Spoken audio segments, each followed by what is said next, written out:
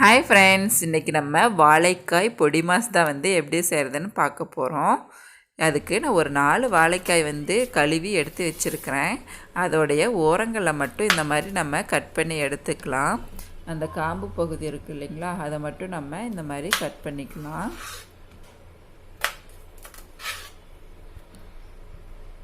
பாருங்கள், அந்த 4 வாழைக்காயும் கட் பண்ணி எடுத்தாச்சு. இப்போ ஒரு பாத்திரத்தில் தண்ணி ஊற்றிக்கலாம். அந்த தண்ணியில் நம்ம இப்போ கட் பண்ணி வச்சுருக்கக்கூடிய வாழைக்காய் துண்டுகளை போட்டுடலாம்.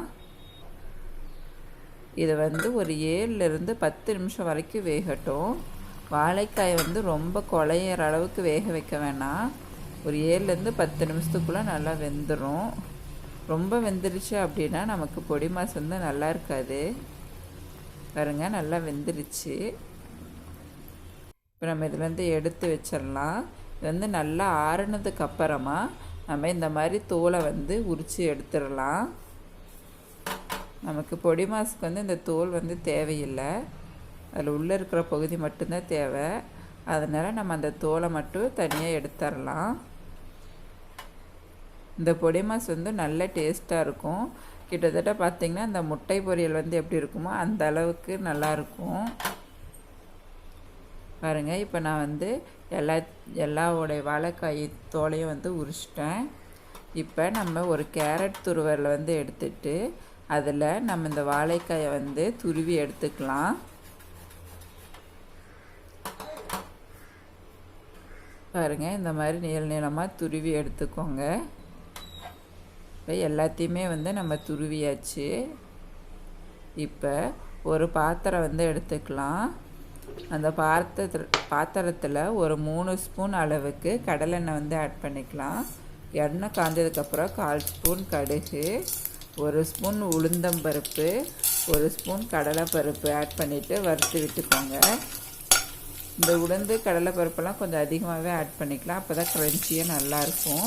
இதில் ஒரு பெரிய வெங்காயம் கட் பண்ணி எடுத்து வச்சுக்கிறேன். அதை ஆட் பண்ணி நல்லா வதக்கி விட்டுக்கலாம். வெங்காயம் போடுற அளவுக்கு அது டேஸ்ட் நல்லா இன்க்ரீஸ் ஆகும்.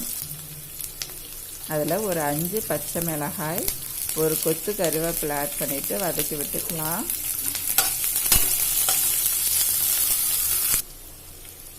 இப்போது இந்த வாழைக்காய்க்கும் தேவையான அளவுக்கு உப்பு ஆட் பண்ணிக்கலாம். வெங்காயம் வாழைக்காய் எல்லாத்துக்கும் சேர்ந்த மாதிரி உப்பு போட்டுக்கோங்க. ஒரு 1/4 ஸ்பூன் அளவுக்கு பெருங்காயத்தூள் ஆட் பண்ணிக்கலாம். ஏன்னா இந்த வாழைக்காய் வாயு இருக்கும், அதனால் நம்ம பெருங்காயத்தூள் ஆட் பண்ணிக்கலாம். நல்லா வதங்கினதுக்கு அப்புறமா நம்ம எடுத்து துருவி வச்சுருக்கக்கூடிய வாழைக்காயை இதில் போட்டுடலாம். இப்போ நல்லா மிக்ஸ் பண்ணி விட்டுக்கோங்க. எல்லா பக்கமுமே அந்த வெங்காயம் உப்பு எல்லாமே கலக்கிற மாதிரி நல்லா மிக்ஸ் பண்ணி விட்டுக்கோங்க. அவ்வளோதான், நமக்கு இப்போ வாழைக்காய் பொடி மாஸ் ரெடி ஆயிடுச்சு. நீங்களும் உங்கள் வீட்டில் இந்த ரெசிபி ட்ரை பண்ணி பாருங்கள். ட்ரை பண்ணி பார்த்துட்டு எப்படி இருக்குன்னு சொல்லுங்கள்.